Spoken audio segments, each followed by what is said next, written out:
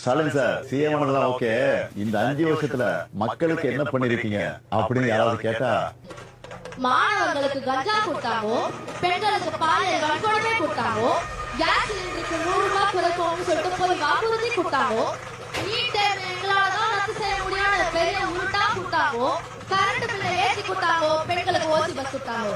ஓசி bus நான் சொல்லுங்க, அமைச்சர் சொன்னாங்க. பல மணிக்கணக்கா ஏன் நாள் கணக்கா கூட பேச முடியும். அதான் சொல்றாங்க, 2 ஓட்டு போட்டோம், நீங்க தான் ஆட்சி கொடுங்க நினைச்சோம், இப்படி ஆயிடுச்சு.